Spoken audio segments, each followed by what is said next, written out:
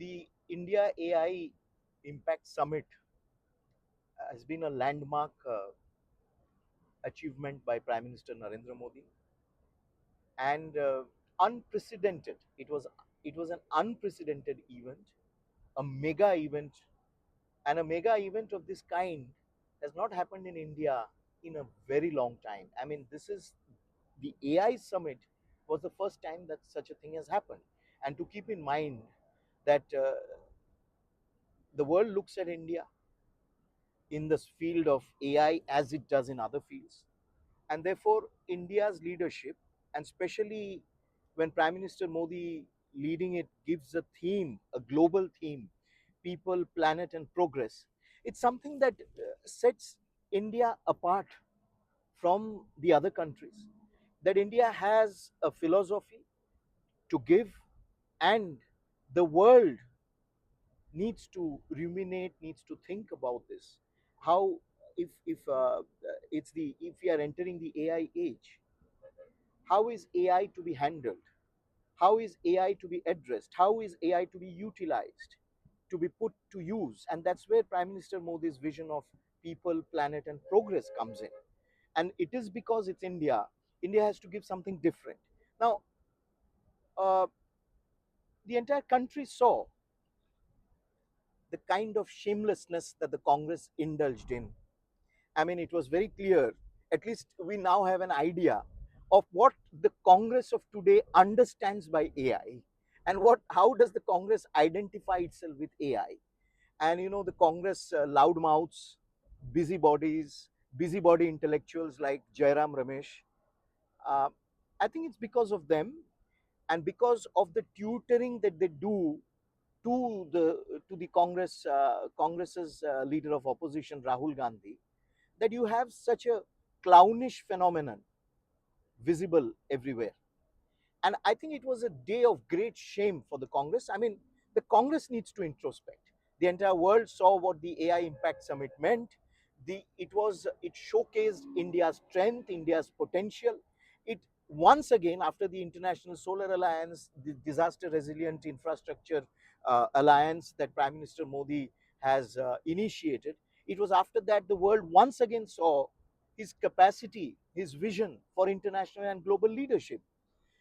You see, basically, I think the Congress, the Sonia, Rahul, Priyanka Congress, is increasingly becoming the fringe. And therefore, when one says the Muslim League Maoist Congress, it represents a mindset which is degenerative, a mindset which is anti growth, anti progress, a mindset which is non scientific, anti scientific, a mindset which is anti democratic, and a mindset which predominantly hates national progress, national achievement.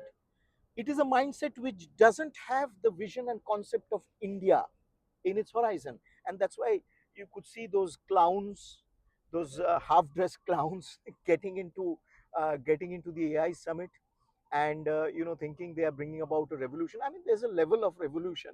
I mean, there's a standard of revolution.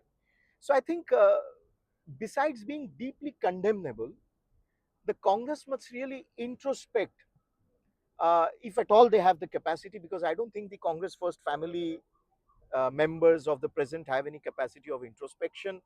Neither do their foremost advisors like Sam Pitroda, Jairam Ramesh, completely off track. Nothing to do with India's growth, nothing to do with strengthening India, nothing to do with showcasing India. It is only and only one agenda, is to how to demean India at every level. On the other hand, if you look at the AI Summit, there were 300, especially the Expo, 300 curated exhibitions, and there were 600 high potential startups. Over 20 heads of states attended this, 60 ministers, 500 global AI leaders attended this, and from across 30 countries, 300 exhibitors across more than 10 thematic pavilions had actually showcased this entire showcase their ideas, their achievements in this entire mega event. And 2.5 lakh students from across India took a pledge to use AI for responsible innovation. I think this was also something which is very unique. AI for responsible innovation. And when all this is happening, for example, Stanford has ranked India among the top 3 AI nations in the world. And Prime Minister Modi talks about democratization of AI. So when this is happening, when an institution like Stanford looks at India as the next AI destination, when India is laying out a roadmap for Vikasit Bharat, and in Vikasit Bharat, AI, AI's impact, and how Vikasit Bharat can be achieved through mastering AI, you have the so-called principal opposition party and its buffoons and clowns putting up a show, a clownish caricature of themselves. Therefore, I think it was a completely lost case and a lost attempt that they made. The country, especially the Gen Z, the younger generation, are extremely gung ho, are extremely upbeat about AI. AI is the future, but in this, India has something different to offer, something which is unique, with marrying technology with philosophy, with a human centric globalization, as Prime Minister Modi says it. And therefore, I think this was a grand start. And once more, his innovative leadership on the world scene was completely there for all to see. The people are fed up with the kind of clowns that the Congress is producing. But I think, I mean, the Congress first family can't live without their clownishness.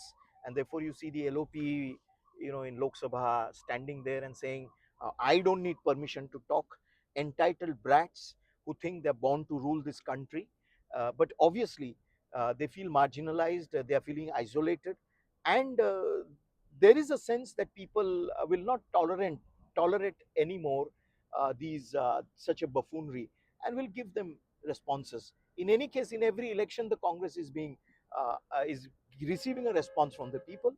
In the coming years, this response is only going to be more intense, and ultimately, there'll be nobody left to hold aloft the Congress flag. That is something that they must remember.